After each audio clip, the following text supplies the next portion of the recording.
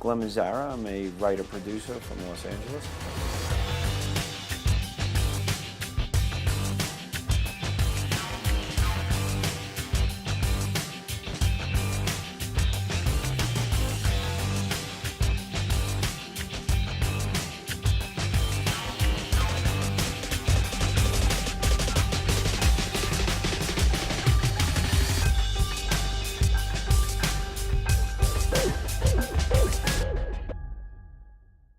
The showrunner position has become very well known right now and become very popular, and a lot of people think it's great. It's a great position, and it is. You get to tell your stories, but it's also a very lonely position. You know, you are the one person who, above you, you have the network and the studio, fans, you know, all those people hoping that you get the story right. Below you, you have your staff, your cast, your crew, you know, many people hoping you don't screw up so that they are put out of a job.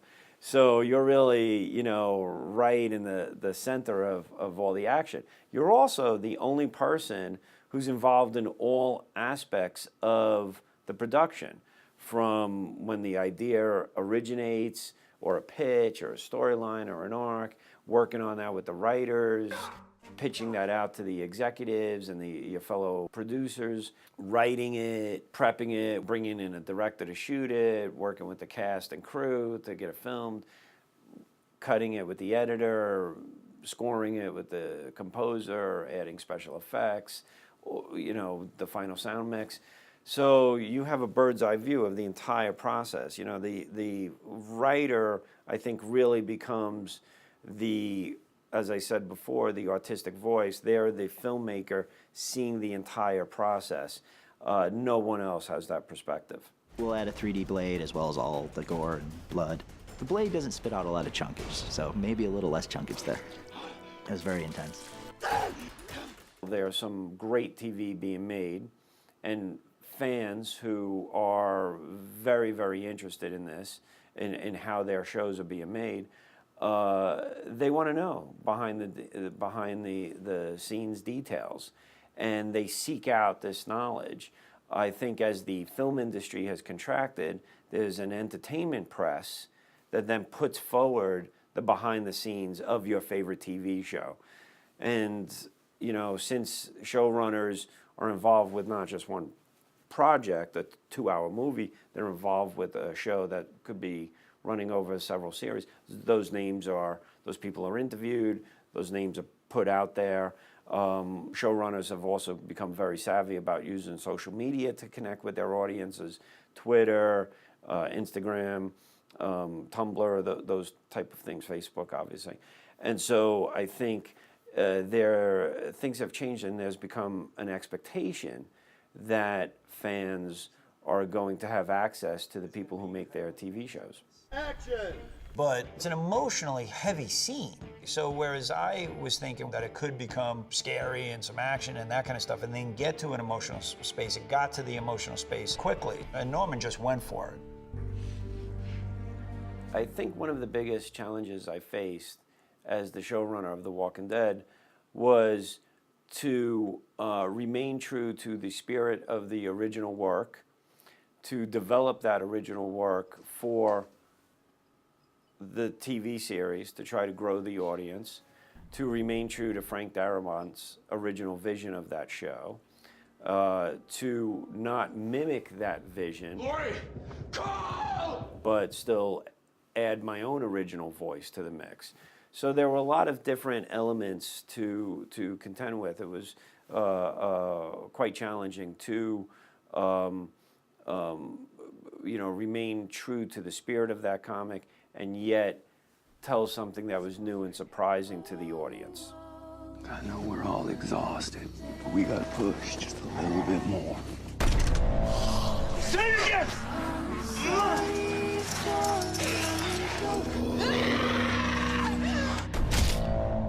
Since The Walking Dead, I've been very lucky in that I've been able to work on material that's interested me for a long time.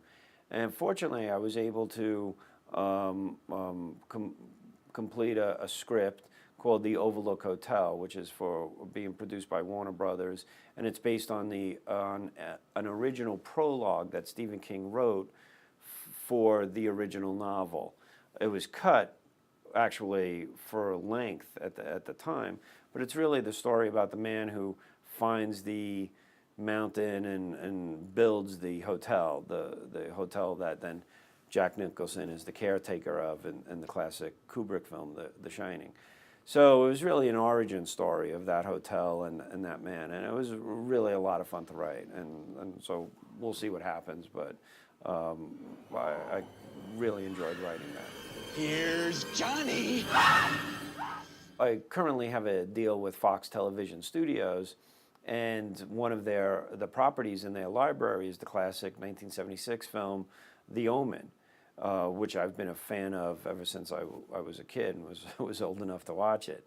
And they were interested in making a show called Damian, where that little boy, the little boy who turns out to be the Antichrist, becomes an adult.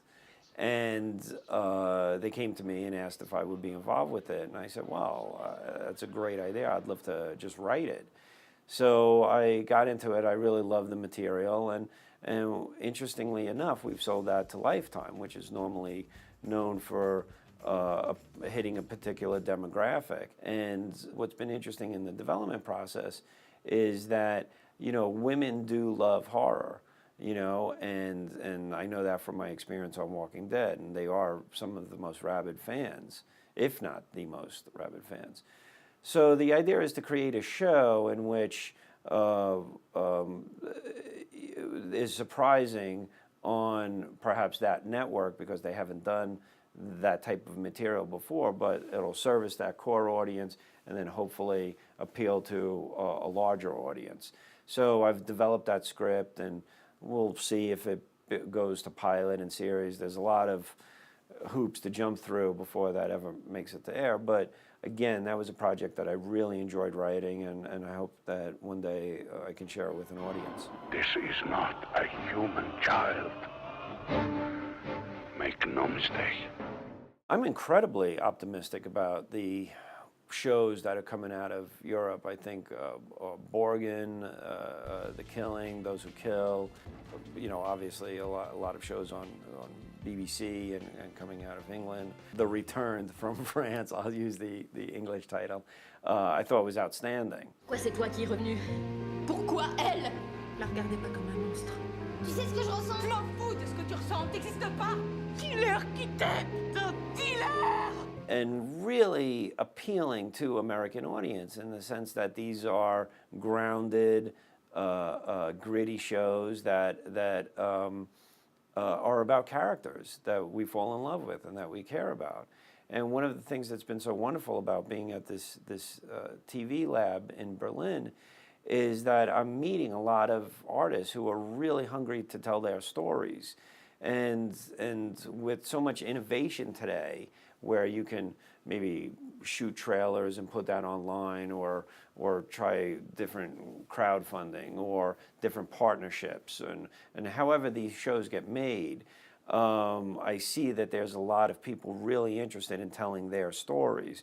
And I think that because they are so well done, they have universal appeal. So I look forward to seeing what comes out of Europe over the next, a few decades, because I can really see that something very special is happening here.